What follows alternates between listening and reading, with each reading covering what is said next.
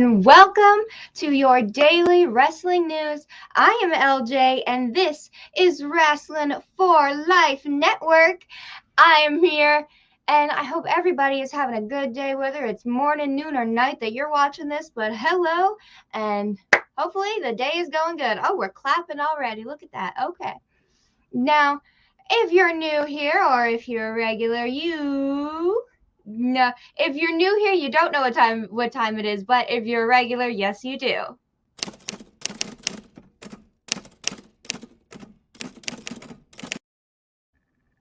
That's right, today in wrestling history, in 1991, going back a little bit far, just not that far, but it is 2022 today, WrestleMania 7 took place at the Los Angeles Memorial Sports Arena today, where two iconic matches took place. That is, the Jake the Snake Roberts defeated the model Rick Martel in a blindfold match. That's right, and yes, we got pictures. I cannot tell you how many times my family has talked about this match, how funny it was, how Jake the Snake got so frustrated he almost got the ref, but he was like, "No, you're wearing clothes." And then he stopped and pointed, and everybody in the crowd just joined in, and he figured out where he was. So I thought it was so fun. And it's a very interesting and good match to remember. And the second match that happened on the card. Oh, sorry, right there. The Ultimate Warrior defeated Macho Man Randy Savage in a career versus career match. After the bout, the Sensational Queen Sherry attacked Savage, but he was saved by the returning Miss Elizabeth, who then reunited with her real-life husband in one of the most iconic WrestleMania moments ever. So I don't know about you, but I love looking into history. So tell me down below, do you remember these matches, and are you going to look them up to watch them again later? Now on to the news, because there is news. This is a daily news. And yes, you saw it pop up there for a second. We have news all about Danhausen, because he was on AEW's Unrestricted podcast, where the former Ring of Honor star talked about his debut in AEW. He said, "I would think they were surprised and shocked, which took him back a little bit. And it was louder than he initially thought it was going to be, because he said he was under the ring wondering, will they know who I am and what I've done? I haven't done a lot of wrestling." Like, a lot of doubts were going through his head while he was underneath the ring, but because he was he's yet to compete in AEW right now, but he was very happy that when he came out from under the ring, there was a huge pop, and there still continues to be a huge pop every single time he's out on television, and even in the dark and elevation matches. But he said, however, he has a positive outlook ahead, even though he has not yet to compete in AEW ring because of his broken leg. And he said that this is that the doctors at AEW have been helping him every single week, and he very much appreciates all of them. It took me a second to read through that, because Danhausen talks in the third person, so I'm trying to say he, and everything said Danhausen was wondering. Danhausen has yet to. So forgive me for my little slips there. The man talks in the third person. I keep forgetting that. But yes, he did recently break his tibia and fibia. So he said a fellow crashed down on his leg and snapped it in two, and now he is just still rehabilitating, but I'm sure with all of the help from the AEW doctors, he will be 100% very, very soon. Now, on to our next piece of news. We have Mr. Jake the Snake. Yes, he's back again, not just in the history moment, but here in the news. He said he has revealed what he wants to see Cody Rhodes do next in his career. Now, on the latest DDP Snake Pick podcast, there's a tongue twister there for a second. He spoke about how about Cody Rhodes and how he came to meet him. He said, I've never actually meet Cody until AEW. I had seen him here and there. I'd seen him as Stardust, you know. I remember seeing him with the horrible mustache. So he remembers seeing him, really, they here and there, but he never actually got to interact or meet the real Cody until AEW. And he says that the next thing he should do is whatever he wants, whatever his heart desires, and what will allow him to be around his child as much as possible. I know what I missed over years, being on the road all the time, and that was another big deal to Cody because his dad was also on the road a lot. So he also says it's important that a strong family is just a big deal these days, and that's my desire for him. The hope that I hope everyone does exactly what their hearts desire, and they just spend more time as a family. So I think that is a very good way to put it. We just hope that they're doing what's best for their family.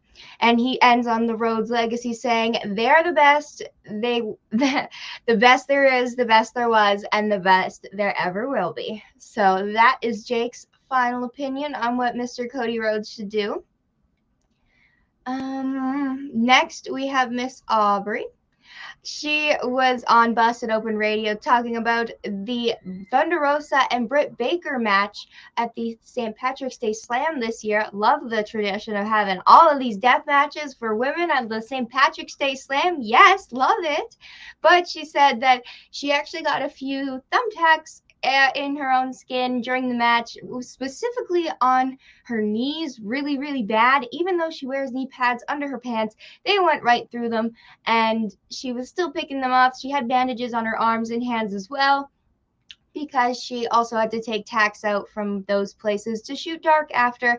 And she says that we taped Rampage after that and Dynamite, and if you go back and watch, I have bandages all over my arms because of that. She also said that earlier in the night she also got kicked in the leg pretty hard, but just from, ricocheting of the wrestlers wrestling, just something that happens. So she was quite beat up while she was filming the dark and elevation stuff. Jeez there, who is young? The wrestlers are gonna get thumbtacks, you're gonna get thumbtacks, everybody gets a thumbtack. Gee, okay. But moving on to Miss Paige, that's right. She, if you don't know why she's not wrestling, in April 2018, Paige announced that she was retiring from in-ring competition as a result of an ongoing injury in her neck.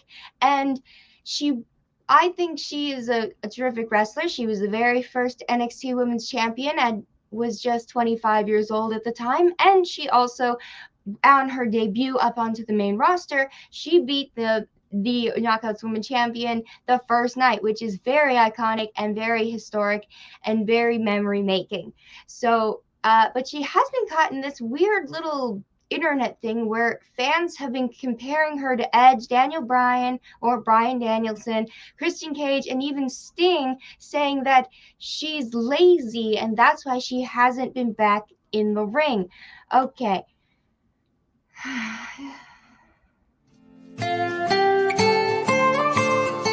Shut up! I got your Paige. I got this. One second. I got you.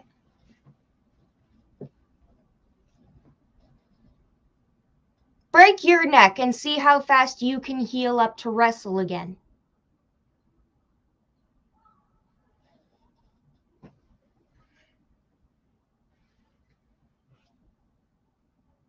Exactly. Paige is an icon. Shut up. She still wants to wrestle, and she's going through rehabilitation every single moment. Every time you go on her Twitch stream, she's like, I wish I was fucking wrestling. Shut up. But on to our last wonderful story that kind of is a 1 in 3, just because it's all about Impact, and I thought I would just mush them all together because it's all Impact, and I am LJ the Impact Girl. That's right. We have Trey Miguel in the news talking about why why everybody doesn't see a lot of Impact people going to other places, yet a lot of people from other places come to Impact. He says, you don't really see Impact guys popping up anywhere else. People don't give an F about us. It's cool. People want to drop in on us, but they don't want us to go anywhere. And he said, people act as if Impact wrestlers aren't allowed to go anywhere. And he says, that's not it. You see, anyone is invited to come here, and there's a list of big guys like Sami Callihan, Moose, the Good Brothers that have went to other places, but that's it. And nobody else seems to be interested in, they just want to go to Impact to seem to build their own brand. They're not interested in sharing it with the actual talent of Impact. So that's very unfortunate to hear, but it's not about they're not allowed to go anywhere. They literally are allowed to go anywhere. So, yes. Another little part to this Impact puzzle is Mr. Hernandez. He has said, this is reported by himself and Fightful Select, that he has finished with his current stint in the Impact Wrestling Company, but he is left on good terms and can definitely return in the future. Now, as soon as I heard this, all I saw with a little LAX action. You see a little Eddie Kingston in that situation right there? Yeah. Okay, well, we got Homicide, Hernandez, we got Eddie Kingston, and then we got a little Too Proud and Powerful boys over there, and all of them were members of LAX. So I know, I am just dream match booking, fantasy booking. I can't help it, but I think it would be very cool if with this he ended up in AEW with Conan and Proud and Powerful and Eddie Kingston, and maybe brought along his buddy Homicide, so LAX can be reformed. I think that would be pretty great. There's a lot of, Latino and Latina people in at AEW, a lot of Mexican heritage, so I find this to be a perfect match. And come on, we always need more factions. But speaking of Impact, I'm going to give you a little bit of an update for tonight's Impact watch party with me, LJ.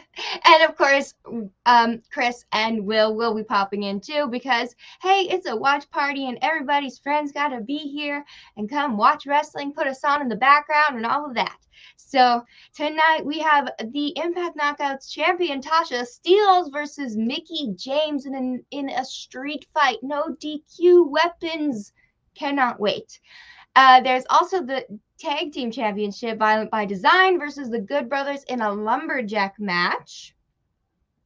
Woo! And Mike Bailey versus Laredo Kid versus Willie Mack to qualify for the X Division title bout at Rebellion, getting in that little timeline building for their next pay-per-view. And of course, Steve Maclin versus Heath Miller. So everybody, if you want to watch that, but you're like, I don't have friends that watch wrestling, because that happens to a lot of us. Trust me, I got it. You can just put us on. We are here 7 days a week, all the time. And tonight we are here with an Impact watch party. Come on by and hang out with us. So thank you very much for watching. Oh, wait, I almost forgot.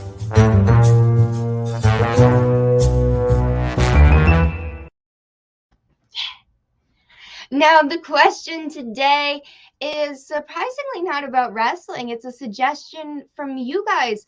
I want to know what you guys think we should do at 100 subs or more, because my suggestion is when we get to 100 subs, I will get all the pictures of all the Wrestle Cats, whether it be fans or our cats, and I will Photoshop them into a cute little wrestling homage of different wrestlers, the cats being different wrestlers. I thought that would be pretty cute and pretty fun.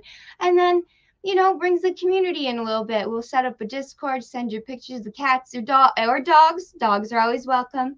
All the creatures. We know the Wrestle Pets for Life Network. I'm happy with that. But if you have a better idea or just a different idea, I'd very much love to hear it. I love to hear from all of the fans, and you guys are growing with us, so your suggestions are very important. But Thank you very much for watching. I've been LJ, and this has been your daily wrestling news from your Wrasslin for Life network. I don't know if this is backwards or forwards, but I'll figure it out one day. So have a good rest of your evening, noon, night, or morning, whenever you're watching this. So, bye-bye.